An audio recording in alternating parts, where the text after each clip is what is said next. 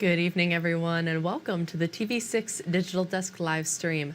My name is Molly Birch, and I'll be taking you through a recap of today's headlines.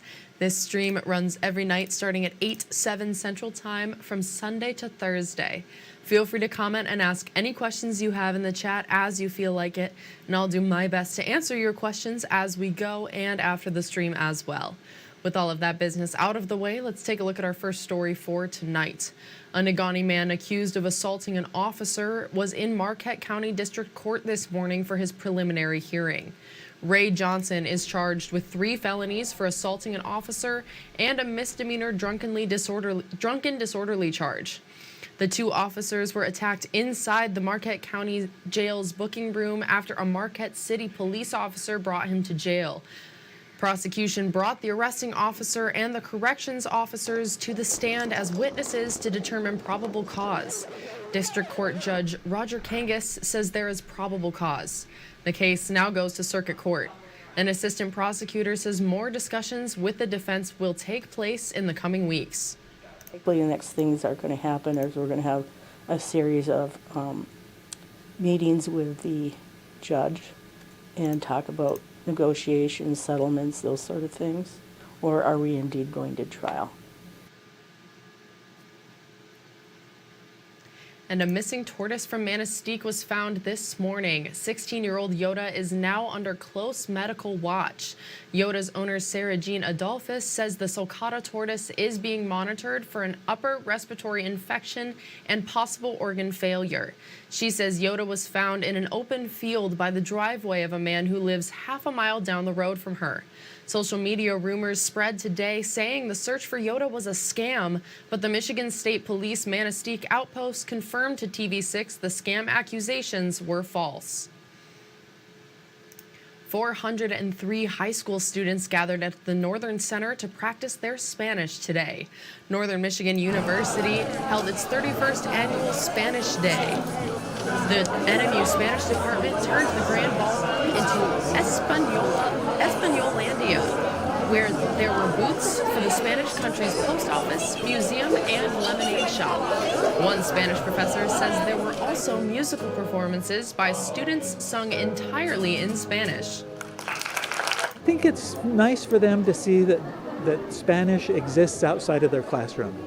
The internet is helpful, but actually coming and talking face-to-face with someone in Spanish, I think it's nice for them to give some realism to what they're doing. Compton says students also wrote and performed their own skits in Spanish. It's Restaurant Week in downtown Marquette, and Lagniappe Cajun Creole Eatery is celebrating with new specials. This year, the eatery focused on the idea of globally inspired, Southern rooted. For dinner, they are offering a 4-course special menu that explores Mexican, Asian, Middle East, African, and Jamaican influences. They're offering a muffaletta smash burger and birria ramen for lunch.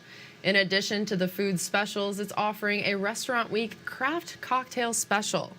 We absolutely love downtown Marquette's Restaurant Week. It's a chance for us to be really creative and innovative and come up with a whole new menu that's totally different from our usual Southern offerings.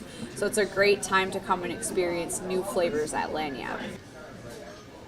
These specials will only be available during Restaurant Week, which continues until Saturday. Happening now, a business owner and a local musician are collaborating to give the community as many musical options as possible. TV6's Escanaba bureau reporter Barbara Bellinger tells us what's happening now and what comes next for Escanaba's developing music movement. Whether it's date night, girls' night, or just a night on the town, the music scene in downtown Escanaba has something for everyone. Maybe I'm biased, but I feel that Escanaba is the live music capital of the Upper Peninsula. Kevin Chown is musical director of the house band at House of Leadington. Tony Lambert is the owner of Lee's Garden Winery. Together, they are part of the effort to grow musical events in Escanaba. There was music every night of the week last summer. No matter where you went in this town, you could find music, whether it was at the park, at the winery, at a restaurant, at the library, at the marketplace. You could find music every night last summer, and it was just amazing. And we want to make sure that we can continue that. Chown's Band plays Wednesdays at House of Ludington from 7:30 to 10 o'clock. Music really is at the heart of what Escanaba is, and downtown is the heart of Escanaba. So for me, it's a very natural fit to have nightlife be a part of kind of, a resurgence of an era that has always been. Chown says the resurgence isn't just about music. It's about nightlife so that people have a higher quality of life that live here, and for the people that come here from other places, they have a higher quality of visit, if you will. It's the backbone of culture in Escanaba, and I'm proud to be a part of it. He says music is essential to the city's plans to reinvigorate its downtown. Live music is happening right now in Escanaba. It is revitalized. We don't need buildings to do that. All we need is musicians, and we need people who love music. That's it. So put on your dancing shoes, head downtown, and get ready to... Barbara Bellinger, TV6 News, Escanaba.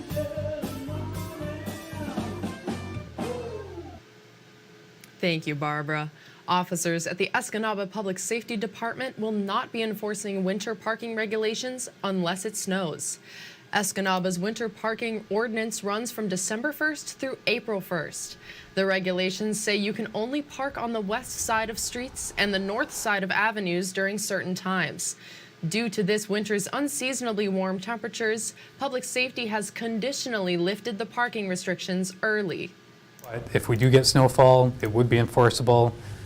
So it is important for residents to look at the forecast, and if they predict that we're going to get snow or think we may, then you should probably park up on a boulevard or in areas that are not banned from winter parking zones.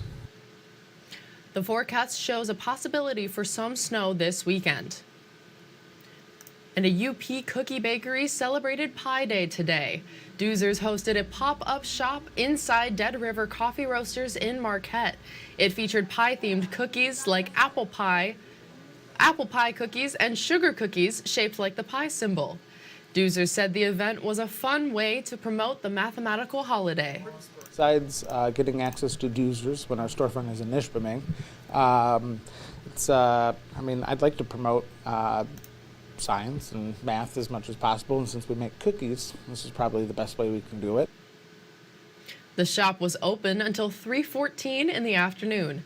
If you missed the pop-up shop, you can still find pie-themed cookies at Doozer's store in Ishpeming until they're sold out. And finally tonight on the TV6 Digital Desk live stream, there's a new place to get pie in South Marquette. Peace Pie Company opened the doors on its new location today on National Pie Day. They celebrated with a ribbon cutting and a special menu for the day. There are full pies and slices available of flavors such as Dutch apple, tart cherry, chocolate peanut butter, and salted honey lavender. Peace Pie Company co-owners say they're excited to finally be open.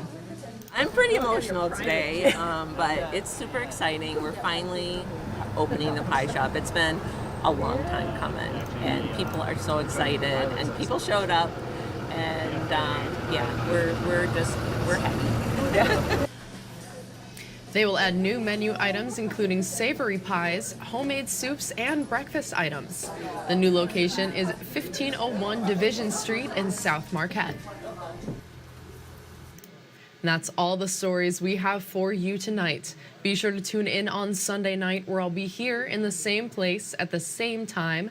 That's 8/7 Central Time, with a recap of Sunday's headlines. Don't forget, you can find us streaming on Facebook or YouTube, whichever platform you'd prefer.